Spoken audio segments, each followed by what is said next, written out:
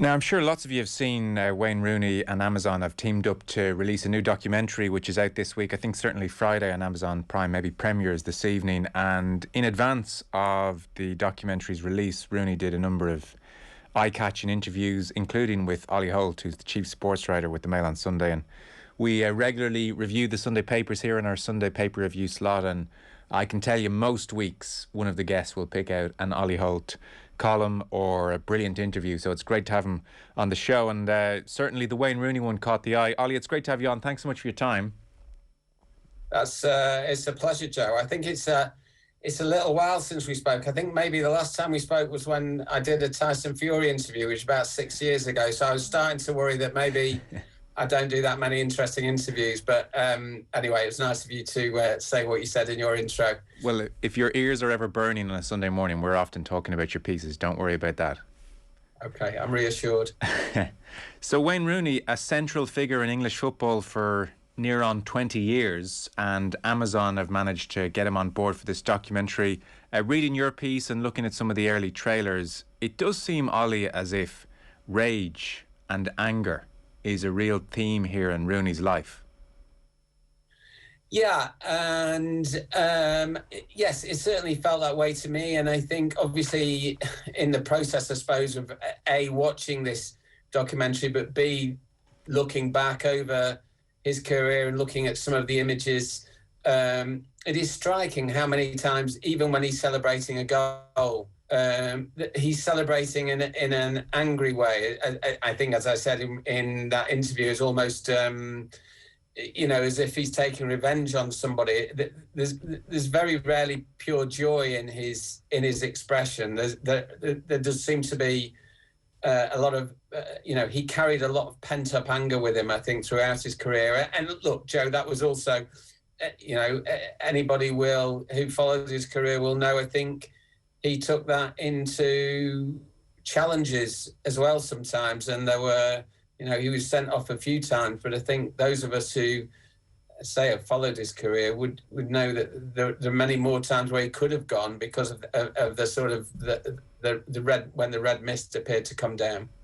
Was he able to verbalise or explain the source of the rage? Well, yes, he was really. I think his view of it would be, I think, that it emanated from a place where he's a kid growing up in a deprived area of Liverpool who loves football, and my apologies for lapsing into cliche, but lots of us have done it. He was a street footballer. He played, he played with his mates as well as in organised teams for Everton, and he was utterly unprepared for the scrutiny, I think, that would come with becoming a professional footballer. And I suppose most of us chart his emergence into the limelight, that goal that he scored for Everton against Arsenal, which sort of catapulted him into sort of superstar fame at the age of 16. And I think the scrutiny that came with that was not kind. And obviously, I would have to include newspapers in that, but certainly also television programs, chat show hosts. He particularly, I think, was hurt by some of the treatment he received at the hands of Jonathan Ross, which still burns in him. And I think that scrutiny, that, I suppose, judgment that was visited upon him left a seething anger in him. I guess, like all of us, you remember the criticism vividly. So I suspect myself and most of the listeners and viewers here would have watched Jonathan Ross down the years. I've no memory really of Ross going after Rooney in any particular way, so I don't even know what you're talking about. And yet Rooney obviously remembers something very hurtful which was said. Yeah. So no, I understand that. And I actually, when Jonathan Northcroft and I did the first interview that we did as a sort of prelude to the film, which was before Christmas, I mentioned to him that picture, famous picture, perhaps it would be more apt to say notorious picture of him and his family emerging from the sea. I think actually now I know it was from Cancun on a holiday that he and his parents went on. back, 20, probably nearly 20 years ago now. And that was widely mocked, partly by newspapers. That I guess the general impression that was given was of sort of, look, let's all laugh at these kind of these working class people emerging from the ocean. Now, apparently, Jonathan Ross.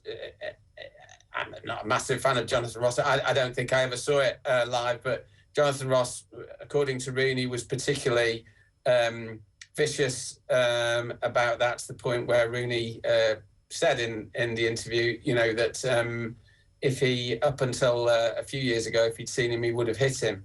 I looked up a couple of things subsequently, just Googled Rooney, Jonathan Ross. I think Jonathan Ross seems to have had some kind of a bit of a adversarial relationship with Rooney, or seemed to, he described, I think Rooney was recommended for some award of some sort, and Jonathan Ross made some comment about, is this a new category for people with tails? So, the general vibe that was coming across there was that this guy is sort of subhuman, animalistic, whatever.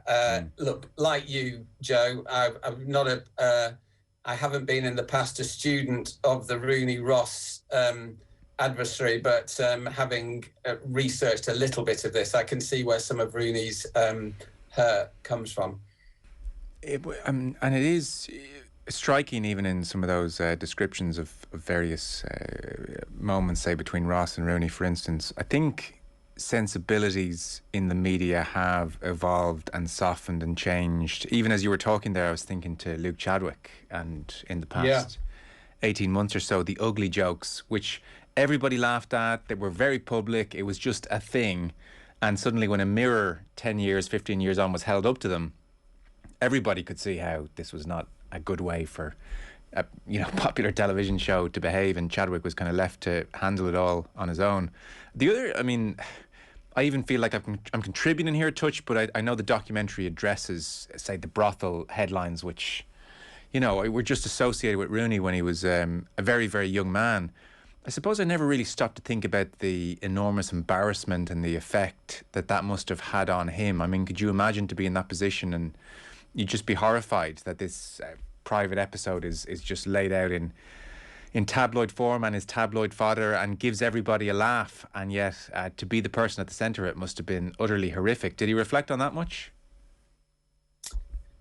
Yes, he did up to a point. And just before we get on to that, I agree with you about the way our sensibilities have changed. And you mentioned Luke Chadwick. I think also an example there maybe is, off the top of my head, something like Jason Lee with the pineapple on his head and that stuff, which was, I think, at one point considered fair game, and now we can see probably left quite a lasting impression on somebody, and probably wouldn't be considered fair game anymore.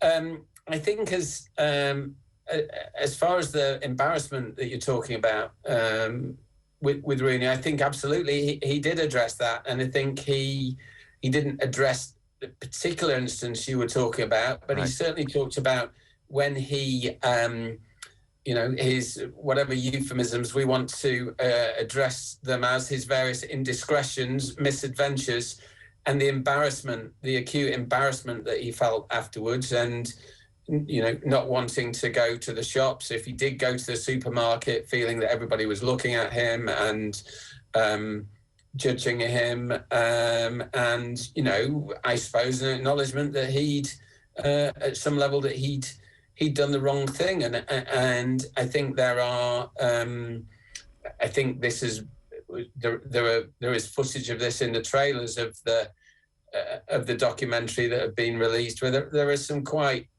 awkward, and I would say the better, in terms of the film, the better for them being awkward, exchanges between Colleen and Wayne Rooney on film about that kind of stuff, where his wife addresses that and says that she forgave him for them, but that they were unacceptable. And I think the documentary is the better for that. In that I think a lot of films of this sort don't go there. They don't try and confront that. And even though the exchanges that we have about them are limited, they still contribute to quite a sort of haunting picture in some ways. I think it's a very good documentary, and as I said in the interview piece, I'm a massive fan of the Senna movie, and I'm also a huge fan of the Diego Maradona movie. And it's not got the same kind of vibe as those movies. And I guess it would be slightly odd to describe the Senna movie as a feel-good movie in that it ends with his death, effectively. But nevertheless, there was something uplifting about the Senna movie. Whereas I think there's quite a lot of you mentioned the sort of anger and the pain. There's quite a lot of that in the Rooney movie, and I think that it's better for that. It's honest, It doesn't try and airbrush its subject. Yeah, because it's very easy for us at large to say, well, he's paid enough money and he's famous and life's fine, so it's all fair game. The other quote which caught my eye in your piece was he was talking about his drinking at Manchester United in his early years. So he said, in my early years at Manchester United, probably until we had my first son Kai, I locked myself away, really. I never went out. There were times you'd get a couple of days off from football, and I would actually lock myself away and just drink to take all that away from my mind. People might know that I liked to drink at times or went out, but there was a lot more to it than just that. It was what was going on in my head. Now, people would be more empowered to speak about that kind of thing these days. Back then, in my head and with other players, there was no way I could go into the United dressing room and start saying, this is how I'm feeling, because you just wouldn't do it.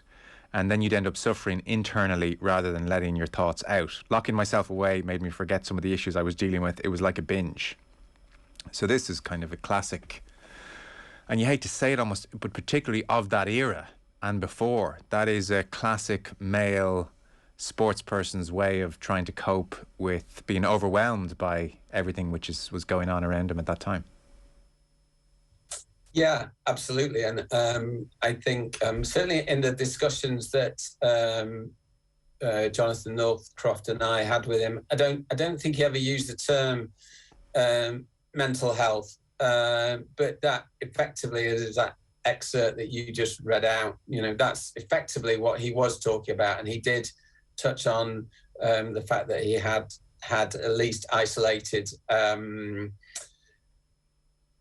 sort of flirtations with therapy and that kind of thing. But I think you're right.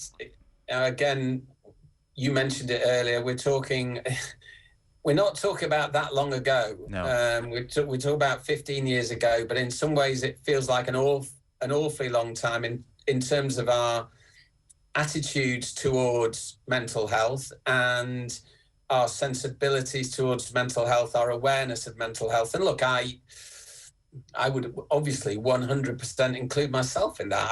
I think I probably had a very limited awareness of those kind of things even 15 years ago. And it's not like I was young. I'd be in my, late 30s, 40 then. I should have had more awareness, but I didn't. But I think we now have, as a society, we have much more awareness of what people are going through. I think we discussed Rooney and I and Johnny Northcroft actually after the tapes to start rolling. I think we were discussing the Stan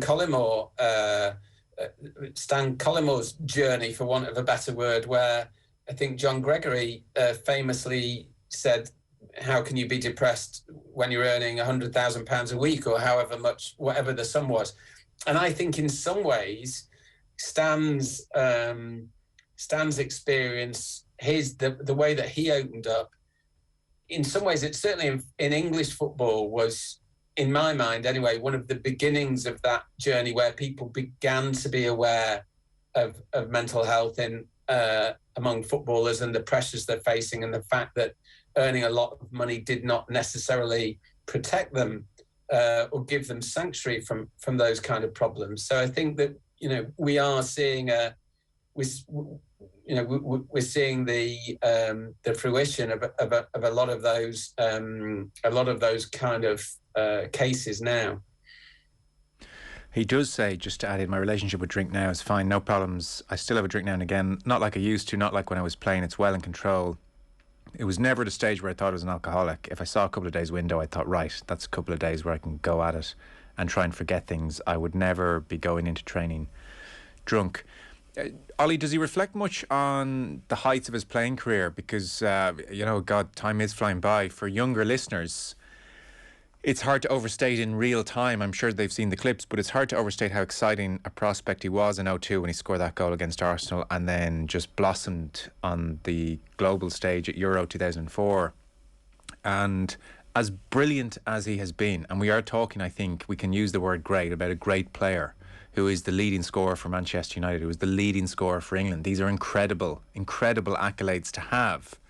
There is the nagging sense of unfulfilled potential. There is the nagging parallel of Cristiano Ronaldo, similar age, similar starting point, similar potential, who kept doing it right into his mid-30s, maybe even got better as each passing year went on, whereas Rooney almost aged like a traditional old-school footballer as his 30s arrived.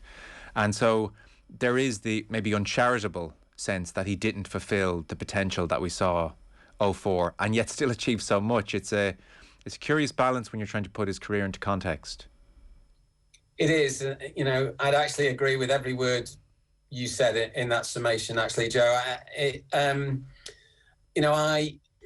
I made a limited contribution to this documentary as a sort of talking head, and I found that majority of what I was talking about, if you're around long enough, then as I've been, then these things, you begin to put these things in perspective a little bit. But the majority of what I talked about, and the majority of what I felt I knew about Rooney's career when I felt it the most keenly was Euro 2004, when he was, I think he was 18 then. And just, I do remember that feeling. And as you say, people might not appreciate it now because his career, his career didn't exactly tail off, but his career maybe didn't quite hit those heights.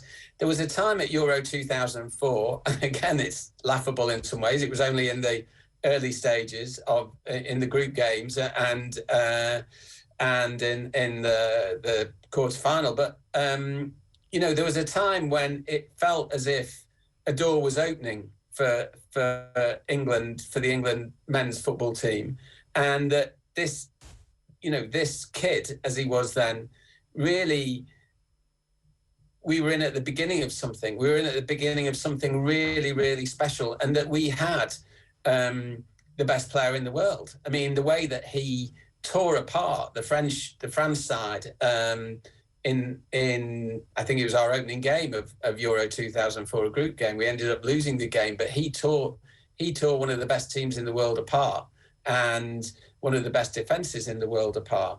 And he does talk about that in the documentary, and he talks unashamedly about the fact that he felt he was the best, not just the best player on that pitch against a France team that had won the '98 World Cup and the Euros in 2000, but the best player in the world. He felt like he was the best player in the world and that nobody could touch him. And obviously, as English people, those of us who were there watching the game, we're obviously biased, but it felt like that to me at that time, that he was kind of untouchable. He was a talent to be judged alongside Messi and Ronaldo, and obviously it disappeared in a kind of puff of smoke when he was injured in that tournament. I am one of those who believe that we would have won that tournament if he had stayed fit. It's the closest, it's the only time I've felt that really in the last 30 years. And I think you're absolutely right to suggest that there is a sense that we never quite got there again, and partly that was because of bad luck at tournaments. 2006, he'd been injured before, he wasn't fit. 2008, England didn't qualify. 2010, he'd had a brilliant season that season and got injured in the spring, as I recall, in a Champions League game. Never quite recovered his the form that he'd had in the rest of that season. 2010 World Cup was another terrible disappointment. And then, by that stage, the prime of his career is gone. So we never did quite hit those heights again. It's so interesting. I'd have a very similar recollection. And 2010, I think it was an ankle injury that he took a long time to get over, and that was a period as well where he was slavishly up and down the left wing to compensate for Ronaldo at Manchester United. But like such a brilliant team ethic and team player, and so remarkable. And yet 2010, my abiding image of him walking off the pitch after one of the England games is saying something down to camera, about booing the team. And he looked like a man with the weight on his shoulders. And I think subsequently it transpired there were things going on off the pitch again, that once again was intruding maybe on his potential. And in 2010, when he was saying that to camera, this sense of, man, it's over the hill, or like his English career is going to come to nothing. And then you have to stop and remind yourself he's like 24 there. We're talking 6 years after 04, so 6 and 8, 24. And yet it almost felt like he was 30. Yeah.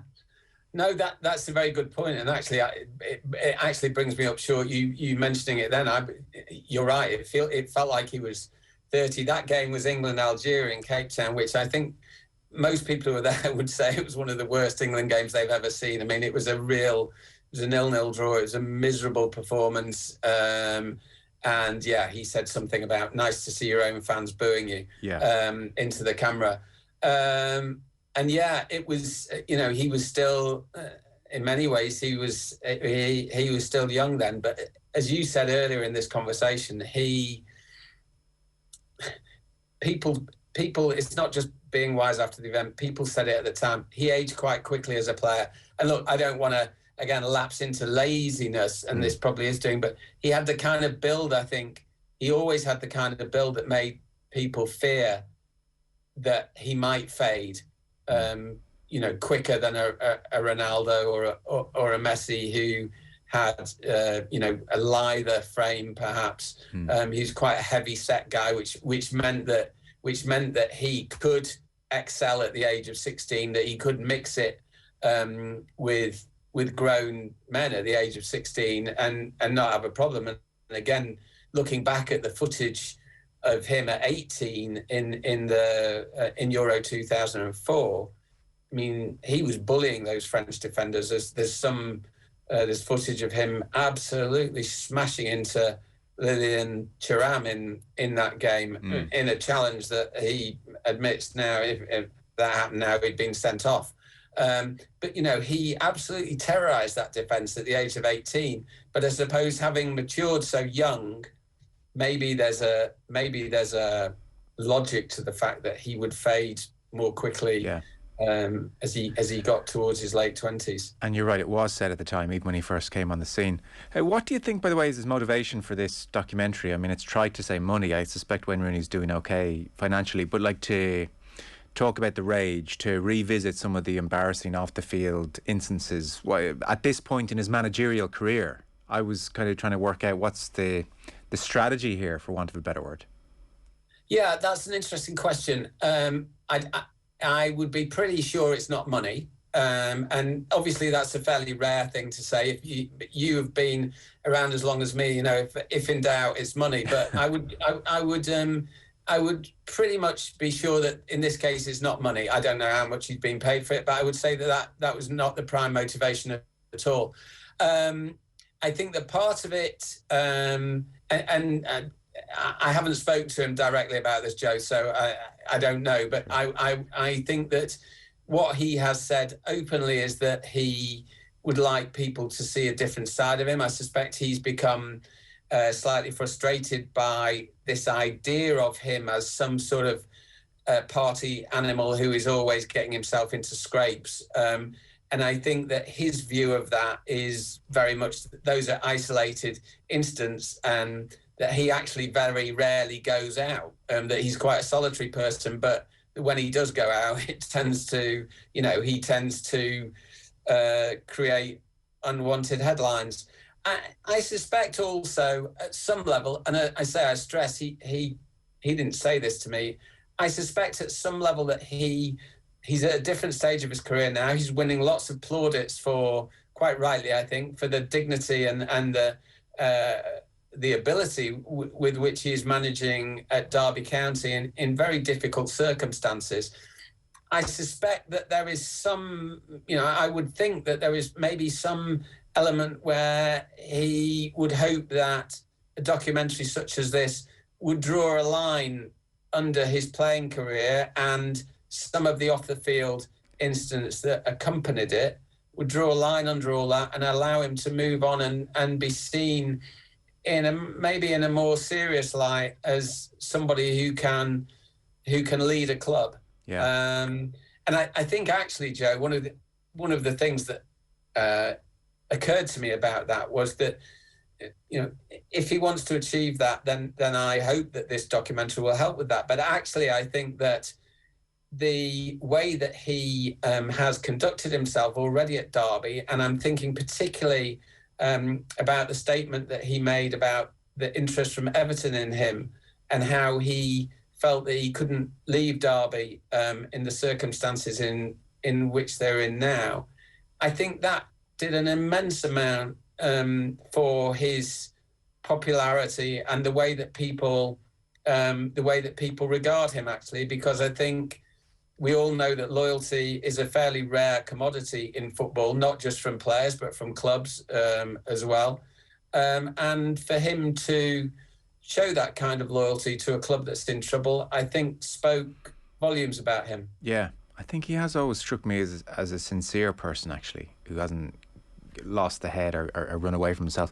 Now, actually, though, in a bid to establish himself as managerial material and ready to kind of handle all the pressures that go with it, he did, in the publicity this week, catch the eye even of the FA. So here he is, I think, being honest to a fault, really. So talking about John Terry in 06, just have a listen. I always wore the old plastic studs with the metal tip. Right. And for that game I changed them to big long metal ones, so they were the maximum length you could have, because I wanted to try and hurt someone, try and injure someone. Did you? Should we get a camera on you? Okay, on that note. Just you were that angry, you were that... Yeah, no, uptight. I knew that they were going to win that game. You could feel they were a better team at the time. So I changed my studs, thinking the studs were legal, but thinking if there's a challenge there, I knew I'd want to go in for it properly, basically. And I did actually. John Terry left the stadium on crutches. I left a hole in his foot here, and then I signed my shirt after the game to him and asked for my stud back.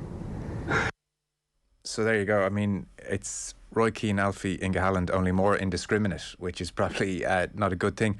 I think it may cross the minds of a few chairmen, fairly or otherwise, Ollie, well, I don't want a manager who's going to put his foot in it. Whatever about the crime, people probably get over it, tough tackles and all that kind of thing. But I mean, why reveal it? I don't really know.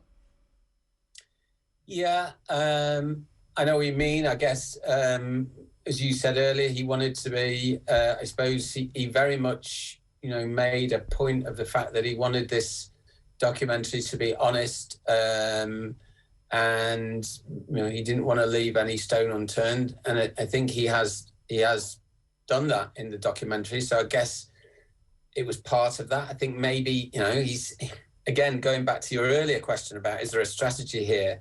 It's almost like he wants to get all of this stuff out there and then it's done. Yeah. It's done with. And I think, look, the admission that he makes about about changing to the studs is quite startling. You will very rarely hear a player admit that they go out to hurt someone. And in fact, most of the time I hear players say that no player goes out to hurt somebody. And anyway, I think it was very interesting that Rooney acknowledged that. I'd also say, again, I've watched footage. There is footage in the documentary of the tackle in question between him and John Terry.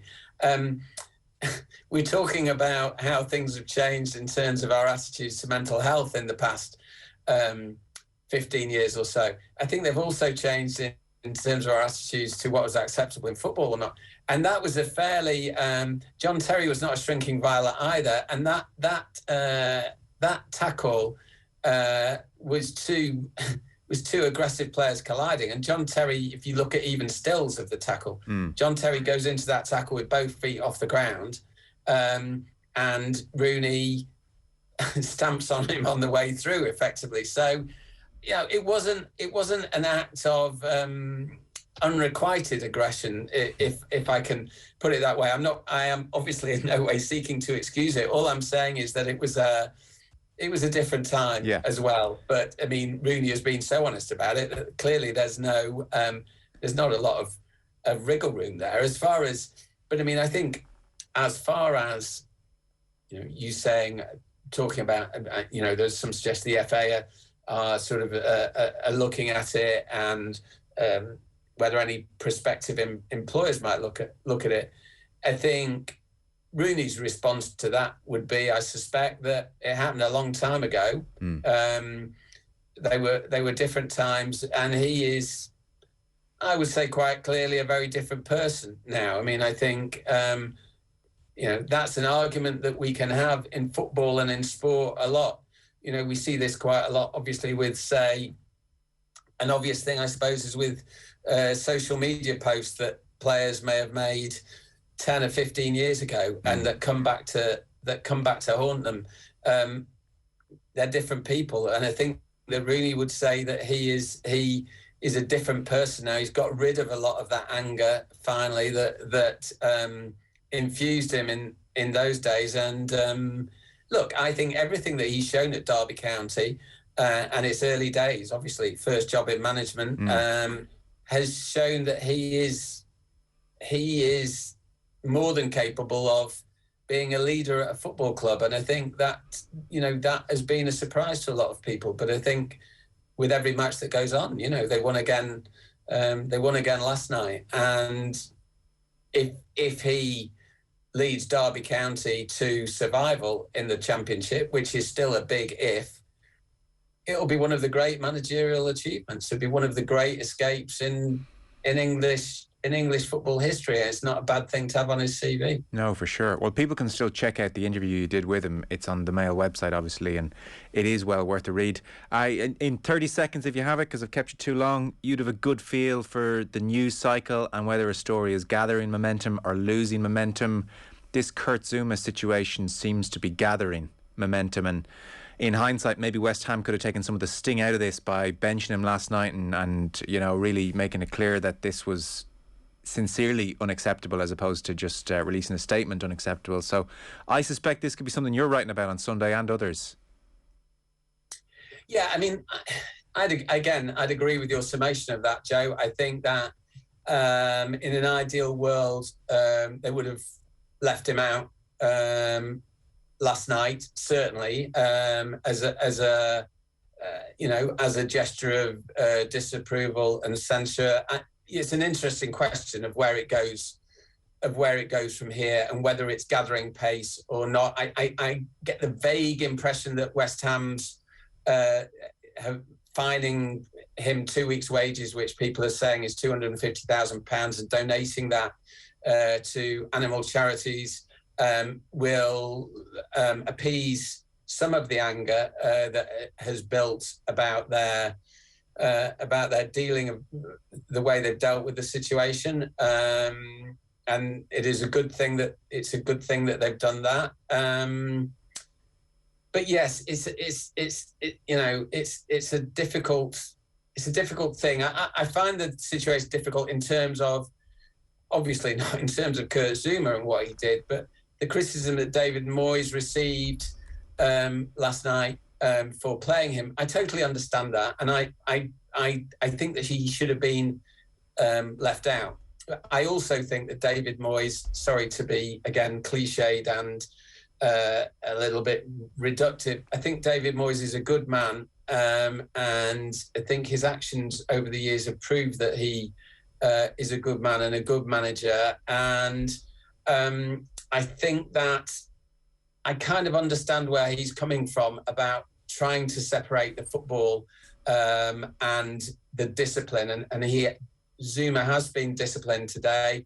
I also, and again, this may be cynical of me. It probably is, but it strikes me that if Moyes, if they hadn't played Zouma last night, and say West Ham had lost another couple of games maybe, and suddenly find themselves in 8th rather than 4th, West Ham fans would have forgotten about the poor cat and would be maybe calling for Moyes to be sacked. So, it's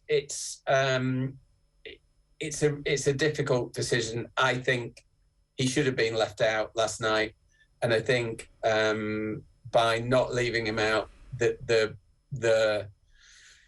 anger about Zouma's behaviour and the cruelty towards the cat, that anger they've risked it building, and it may be that the decision to fine him heavily and to channel that money towards animal charities dissolves some of that anger. But it's an interesting one. England's a nation of pet lovers, and I think some of the emotions that this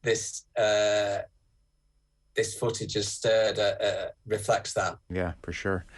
Well, listen, thank you so much for your time. It's great to have you on. Let's not leave it 6 years the next time, okay? And, I'll try and do another decent interview sometime soon. No, listen, you're doing it pretty much most weeks. Ollie Holt, a chief sports writer with the Mail on Sunday. Thanks very much, Ollie. Appreciate it. Pleasure, Joe. Cheers.